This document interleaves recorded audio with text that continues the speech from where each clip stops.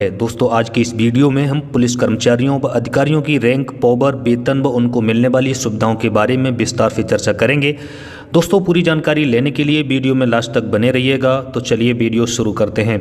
दोस्तों, पुलिस विभाग में सबसे निचले स्तर का पद कांस्टेबल का होता है, जिसे पुलिस डिपार्टमेंट की रीढ़ की हड्डी भी कहा जाता है, क्योंकि पुलिस कर्मचारियों के बिना या किसी विभाग के कर्मचारियों के बिना उस विभाग की कल्पना ही नहीं की जा सकती। दोस्तों, पुलिस कांस्टेबल के संबंध में यूपी के पूर्व डीजीपी DS चौहान का स्टेटमेंट बहुत ही फेमस है।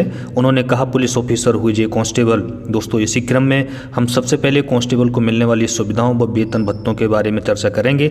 उसके बाद में head constable, ASI, SI, inspector, DSP यानी सिस्टमेटिक तरीका से सभी कर्मचारियों व अधिकारियों की वेतन, सुविधाओं व पॉवर के बारे में विस्तार से चर्चा करेंगे। तो सबसे पहले हम कांस्टेबल की पॉवर व वेतन भत्तों के बारे में देख लेते हैं। दोस्तों, सबसे पहले हम कांस्टेबल की पहचान जान लेते हैं। जिस कांस्टेबल के शोल्डर पर इस प्रकार की सादा सिंपल सी पट्टिका होती है, उस पुलिसकर्मी को हम कांस्टेबल के रूप में पहचान सकते हैं। दोस्तों, कांस्टेबल 2000 ग्रेड पे का सरकारी नौकर होता है। इनका मूल वेतन 21,700 से लेकर 69,100 रुपये तक जाता है। इनको अन्य अलाउंस भी मिलते हैं, जैसे HRA 9% से लेकर 27% तक। कुछ राज्यों में HRA फिक्स भी होता है। किट मेंटेनेंस 188 रुपये, पौष्टिक आहार 1875 रुपये और डियरनेस अलाउंस ये 42% चलता है। अभी ये समय समय पर बढ़ता भी रहता है। TA ट्रैवलिंग अलाउंस, जब ये कहीं सरकारी काम से जाते हैं तब इनको ट्रैवलिंग अलाउंस भी मिलता है। तो कुल मिलाकर देखा जाए तो इनका शुरुआती वेतन 35,000 रुपये के आसपास बनता है। ये हम उत्तर प्रदेश के परिप्रेक्ष्य में आपको बता रहे हैं। दोस्तों, अगर इनकी पावर की बात की जाए तो इनके पास अपनी कोई खास पावर नहीं होती है। ये अपने उच्चाधिकारियों के दिशा निर्देशन पर लॉ एंड ऑर्डर को बनाए रखने के लिए ग्राउंड पर काम करते हैं, जो ग्राउंड पर पुलिस विभाग का दिखने वाला सबसे बड़ा रूप होता है। दोस्तों, इसके बाद दूसरे नंबर का यानी सबसे निचले स्तर का दूसरे नंबर का पद आता है हेड कांस्टेबल का।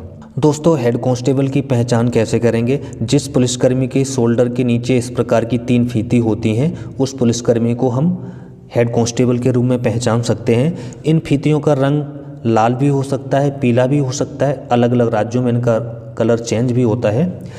ये 2400 ग्रेड पे के सरकारी कर्मचारी होते हैं। इनका मूल वेतन 25,500 से लेकर 81,100 रुपये तक जाता है।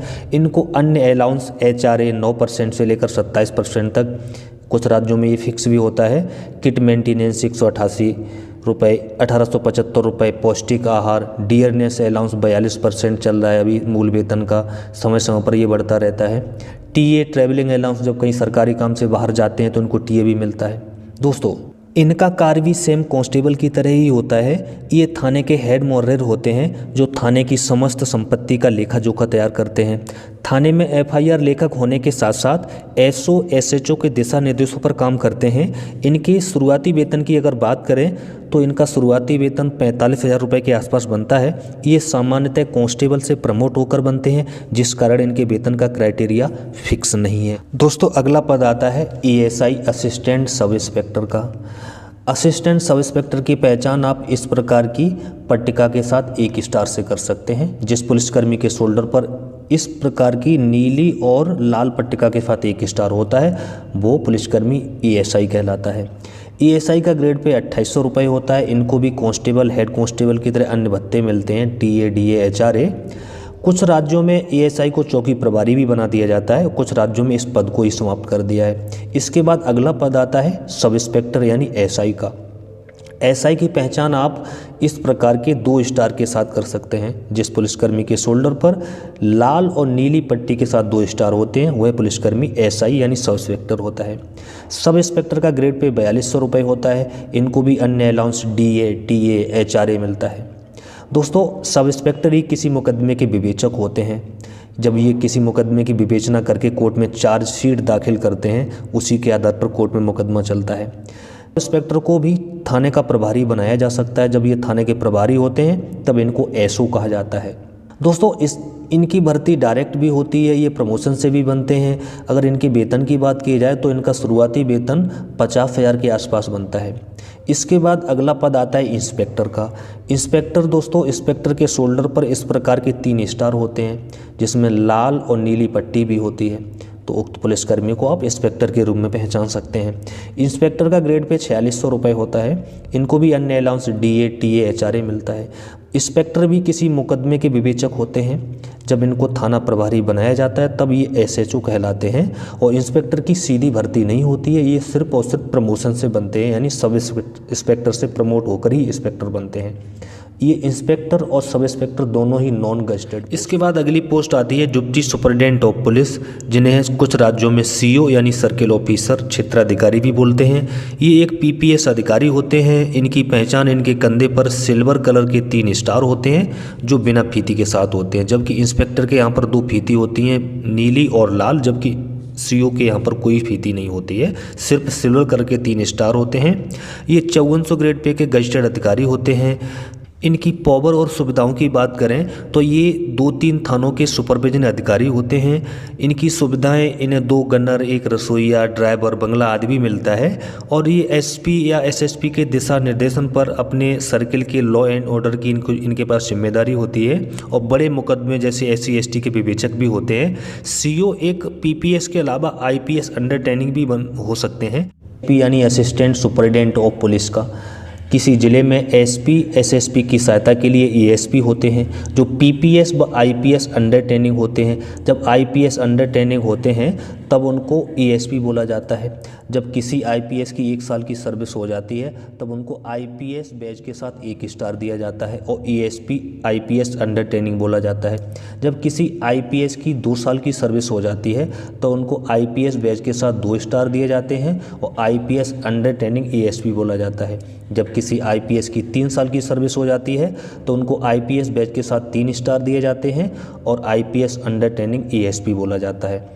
दोस्तों, IPS को अंडर ट्रेनिंग के दौरान थाना प्रभारी व सर्किल प्रभारी यानी CO प्रभारी बनाकर ट्रेनिंग दी जाती है। इसके बाद यानी 3 साल बाद इनको एडिशनल SP बनाया जाता है। इनकी सुविधाओं की अगर बात करें तो एक IPS के ऊपर सरकार लगभग 7 से 8 लाख रुपए प्रति महीना खर्च करती है।